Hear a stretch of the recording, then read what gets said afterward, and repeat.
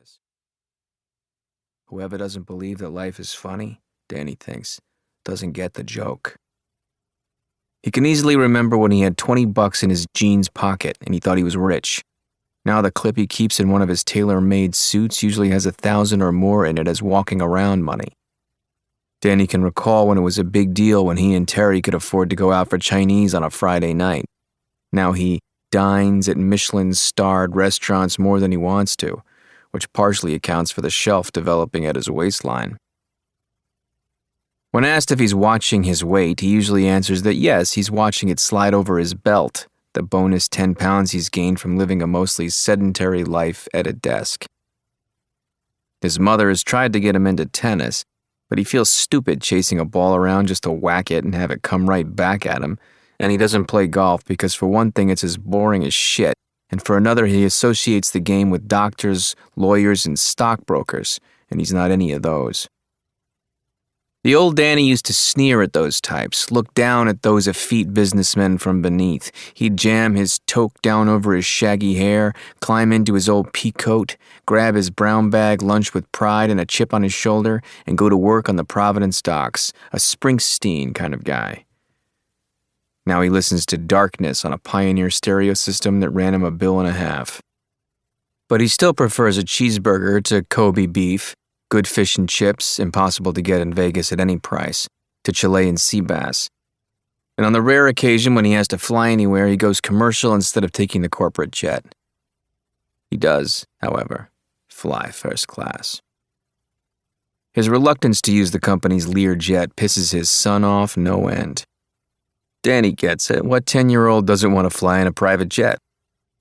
Danny has promised Ian that the next vacation they go on of any distance, they'll do it. But he'll feel guilty about it. Then is a chowderhead, his partner Dom Rinaldi said one time, meaning that he's an old New England, practical, well, cheap guy, for whom any kind of physical indulgence is deeply suspect. Danny deflected the issue. Try getting a decent bowl of chowder here. Not that milky baby puke they serve, but real chowder in the clear broth. You employ 5 executive chefs, Dom said. They'll make you chowder from the foreskins of virgin Peruvian frogs if you tell them to. Sure, but Danny won't do that. He wants his chefs spending their time making the guests anything they want. That's where the money comes from. He gets up, stands by the window, tinted to combat the relentless Las Vegas sun, and looks down at the Lavinia Hotel. The old Lavinia, Danny thinks, the last of the hotels from the 50s building boom. A relic, a remnant barely hanging on.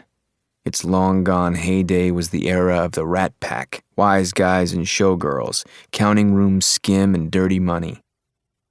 If those walls could talk, Danny thinks, they'd take the 5th. Now it's on the market. Danny's company, Tara, already owns the 2 adjacent properties to the south, including the one he's standing in. A rival group, Weingard, has the casinos to the north. Whoever ends up with the Lavinia will control the most prestigious location left on the Strip. And Las Vegas is a prestige kind of town. Vern Weingard has the purchase all but sewed up, Danny knows. Probably for the best, probably not wise for Tara to expand too quickly. Still, it is the only space left on the Strip, and...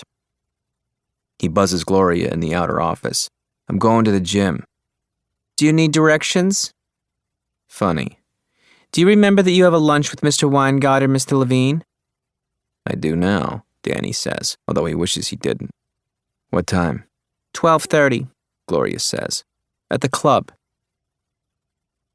Even though Danny doesn't play golf or tennis, he's a member of the Las Vegas Country Club because, as his mother instructed him, it's pretty much mandatory for doing business. You have to be seen there, Madeline said. Why? Because it's old Las Vegas.